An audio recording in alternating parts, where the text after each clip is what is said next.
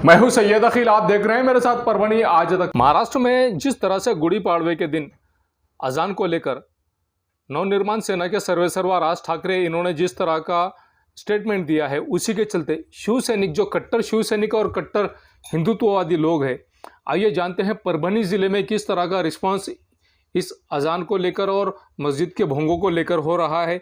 खुद परभनी जिले के संपर्क प्रमुख डॉक्टर विवेक नामंदर, इनसे हमने मुलाकात करने के लिए गए और जब मुलाकात की तो आइए जानते हैं इन्होंने किस तरह की बात कही है। इन्होंने कट्टर हिंदुत्व किसे कहते हैं और हिंदुत्व क्या कहता है, खुद इन्हीं की ज़बानी कि किस तरह की बात डॉक्टर विवेक नामंदर इन्होंने शिवसेना की जानिब से कही है और पॉलिटिक्स किस तरह से करनी चाहिए। खुद डॉक्टर विवेक नामंदर, इनकी ज़बानी कि क्या कहते हैं डॉक्टर विवेक नामंदर। मैंने कुछ कहने से पहले आपने ही आपके वाक्य में इसे स्टंट कहा है, और स्टंट आपको मालूम है कि स्टंट बहुत ही अलग बात रहती है, होता कुछ और है और रहता कुछ और है।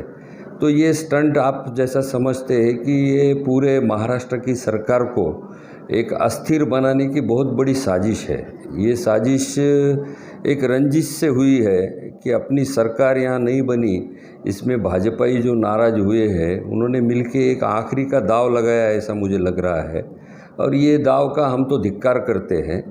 यहाँ की रही बात पूरे राज्य की, तो ये हर जगह ही उसको कभी भ्रष्टाचार के आरोप करना, कभी दो धर्मों में झगड़े लगाना, कभी दंगा फसाद करना, कहाँ यहाँ राष्ट्रपति राजवट लागू हो सकती है इसका प्रयास करना, इस तरह की साजिशें चली रही है।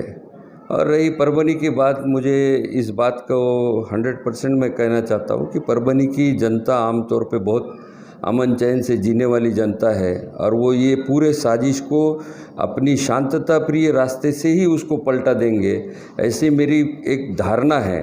और 100% हम चाहते हैं कि ये जो नए नए फैक्टर आए हैं, राज ठाकरे कभी बात करते हैं, कभी नवनीत राणा बात करते हैं, ये किनके इशारों पे बात करते हैं, किस भाजपा के नेता के साथ ये जुड़े हुए हैं, आगे चल के किस तरह की उनकी युति होने वाली है, ये सब चीज़ों को परभनी की जनता ने अच्छी तरह से पहचान लिया है।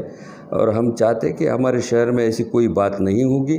और ये मैं बिल्कुल नहीं मानता कि हिंदुत्व हमारा है, हम हिंदू है, हम हिंदुत्व है, पर हमारा हिंदुत्व ऐसा नहीं है कि हम दूसरों के धर्म का अपमान करें और गलत समय पे जाके उनके सामने कुछ गलत बात रखें। तो इस तरह की बात को सभी लोगों ने समझ लेना चाहिए। मैं सभी संप्रदाय से, समुदाय से विनती करता हूँ कि इस बात के पीछे की राजनीति को समझ के अपना निर्णय ले, यही मेरी एक इच्छा रहेगी। रमज़ान का महीना चढ़ा और रमज़ान के महीने में छोटे बच्चों का रोज़ा रखना इस्लाम में बहुत ज़रूरी माना जाता है। उसी के चलते अप्रैल महीने में जिस तरह से कड़ाके का धुपकाला है और कड़ाके के धुपकाले में छोटे बच्चे जिस तरह से रोज़े रख रहे हैं, परभनी शहर के अलीबाग नगर के गुत्तेदार जावेद गुत्तेदार, इनका बच्चा रियान, इसने जिस तरह से रोज़ा रखा और रोज़ा रखने के बाद इसके नाना मुमताज़ खान, इनके मामा सलीम खान, इनके चाचा शेख मुजीब, इनके चाचा शेख वहीद, इनके चाचा लड्डू, इनके चाचा ज़फ़र खान, उनका भाई अरसलान, सैयद मनोहर फूफा, Salman sir, Rock sir, Imran sir, इन सभी ने इस बच्चे को जिस तरह से रियान को रोज़ा रखने के लिए बधाई दी है और जिस तरह से ये छोटे बच्चे नौनिहाल, इस्लाम के नौनिहाल बच्चे जिस तरह से रोज़ा रखते हैं और रोज़ा रखने के बाद में जिस तरह से पूरा दिन भूखा रह और रोज़े को मुकम्मल करने के बाद में जिस तरह से इनकी रोज़ा इफ्तारी की जाती है, ये तारीफ़ के काबिल काम है कि इस्लाम में जिस तरह से छोटे नौनिहाल बच्चे अपने ज़िंदगी का पहला रोज़ा रखते हैं और रोज़ा रखने के बाद में अपने ख़ानदान वालों का भी दिल जीत लेते हैं।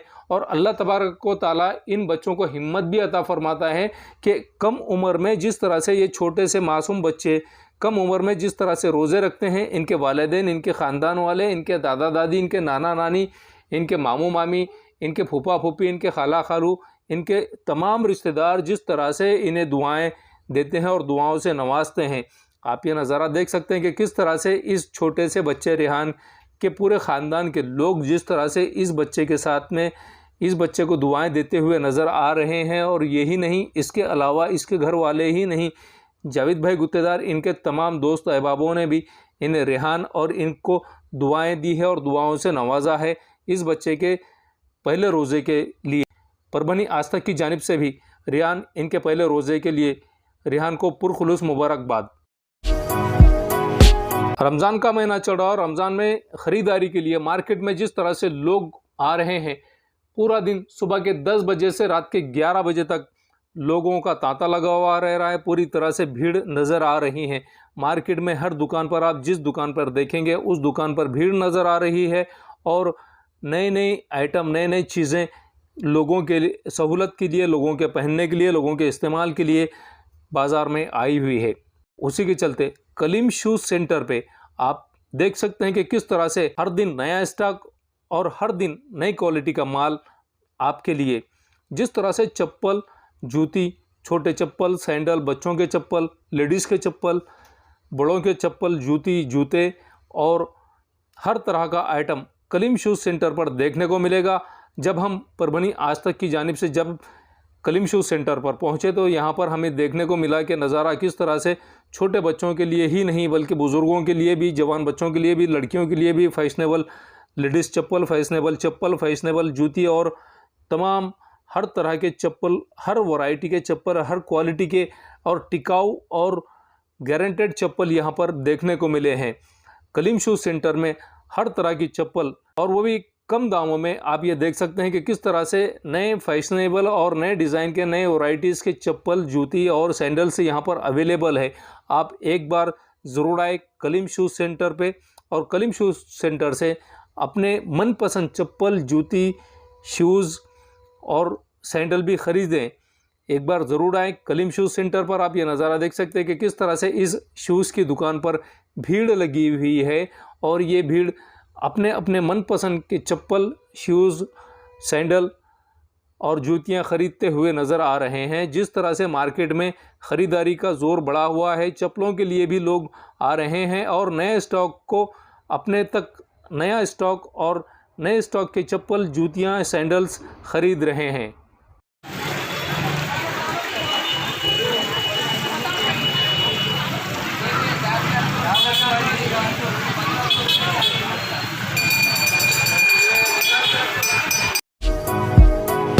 रमज़ान के महीने में सज्जू लाला मित्र मंडल की जानिब से आज परभनी शहर के रेलवे स्टेशन परिसर में जिस तरह से रोज़ा इफ्तारी का प्रोग्राम लिया गया है और रोज़ा इफ्तारी के प्रोग्राम में तमाम लोग यहाँ पर आए और आने के बाद में रोज़ा इफ्तारी यहाँ पर की गई।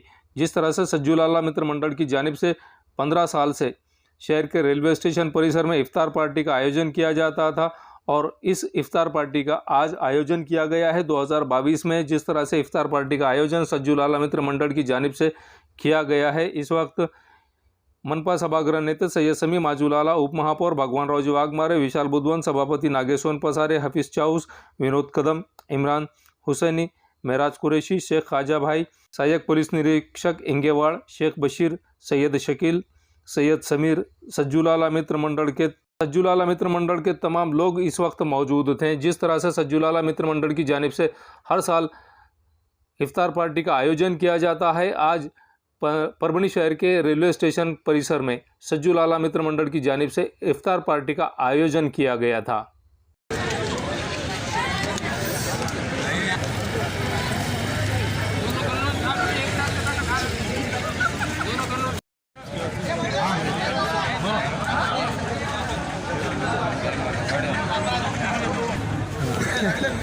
अरे ये क्या पता नहीं फोन आते फोटो में आ जाइए। वो देखो ना उधर भी पहले उनको बोलो।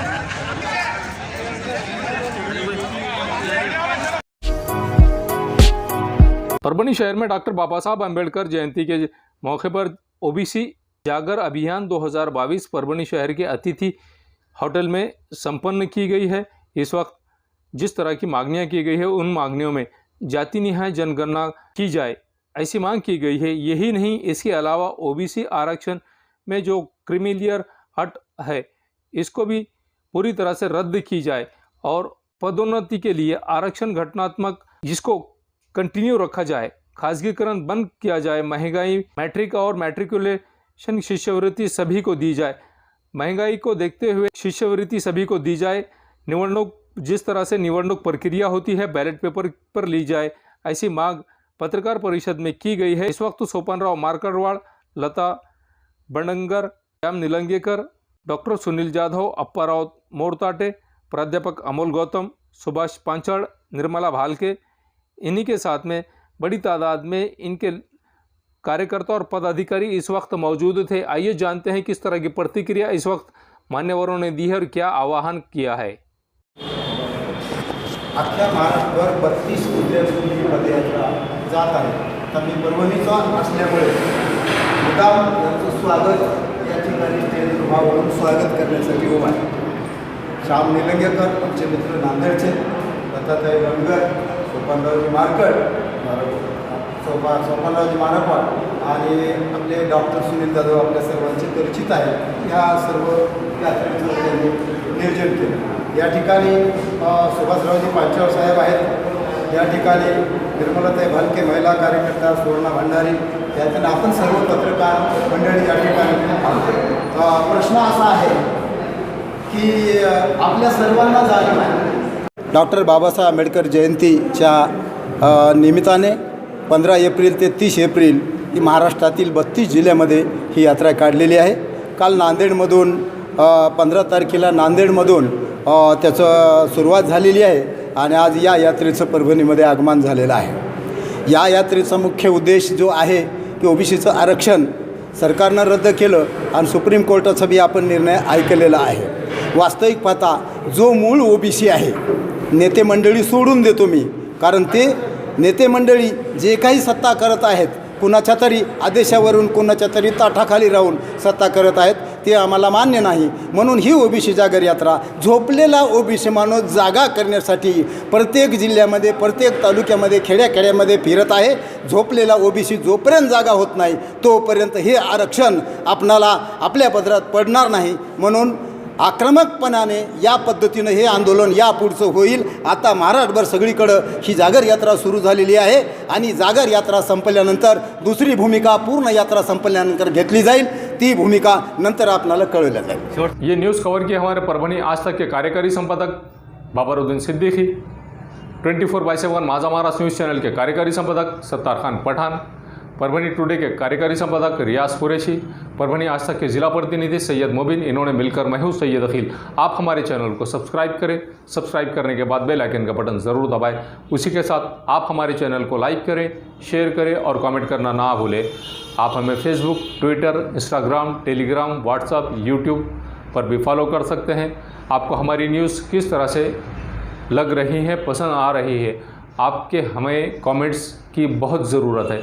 जब तक आप हमें कमेंट्स नहीं करेंगे, हमें भी इत्मीनान नहीं होता है कि हमारे व्यूवर्स हमें कमेंट्स नहीं कर रहे हैं। आपके कमेंट्स हमारे लिए बहुत ज़रूरी है और बहुत मायने रखते हैं। मुझे दीजिए इजाज़त। जय हिंद। मिर्ज़ा मेस, सूबेदार नगर, डिपो के पास, परभणी। अगर आप परभणी शहर में रहते हैं और घर के खाने का लुत्फ़ लेना है तो संपर्क ज़रूर करें मिर्ज़ा मेस, सूबेदार नगर, डिपो के पास, परभणी। घर पहुंच सेवा खाने के टिफ़िन के लिए ज़रूर संपर्क करें। मोबाइल क्रमांक 8830266947। एयरफिटर, उड़ान पुल के पास, अनुषा टैक्स के सामने, गंगाखेड़ रोड, परभणी। 24 तास सेवा। अगर आपकी गाड़ी किसी भी जगह पर परभणी शहर के किसी की भी जगह पर पंक्चर हो रही है तो आप टेंशन ना लें, ये नंबर पर फ़ोन करें। 24 घंटे सेवा उपलब्ध है। सैयद शकील, सैयद इस्माइल, संपर्क ज़रूर करें।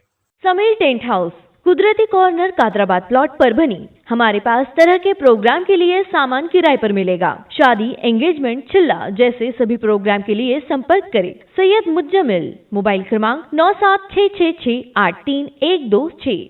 SBS इंग्लिश स्पीकिंग क्लासेस, मासूम कॉलोनी, दरगाह रोड, परभणी। अगर आप घर बैठे इंग्लिश में बात करना सीखना है तो आज ही कांटेक्ट करें SBS English speaking classes. Mobile number 9823797828। Quality की तलाश यहाँ खत्म। King of belts, Shaniwar Bazaar के पास, Nanalpeth corner, Parbhani. Ladies purse, school bag, original leather belt, कमर belt, wallet, body spray, perfume और भी बहुत कुछ। एक बार ज़रूर आए किंग ऑफ बेल्ट, शनिवार बाजार, नानलपेट कॉर्नर, परभणी। महबूब पार्क फंक्शन हॉल, मनसब नगर, जाम पारवा गेट, दरगाह रोड, परभणी। शादी हो या एंगेजमेंट, चिल्ला हो या जुमागी, मीटिंग हो या फिर कुछ और, परभणी में तो भैया सिर्फ एक ही नाम, महबूब पार्क फंक्शन हॉल, मनसब नगर, जाम पारवा गेट, दरगाह रोड, परभणी। बुकिंग शुरू है। Mobile number 9960569383, 8421903333। इसके साथ ही 9822829035। हाजी महबूब अंसारी। याद रहे, आप हर तरह के प्रोग्राम हमारे फंक्शन हॉल में मनाएं। आज ही अपने प्रोग्राम की बुकिंग करें।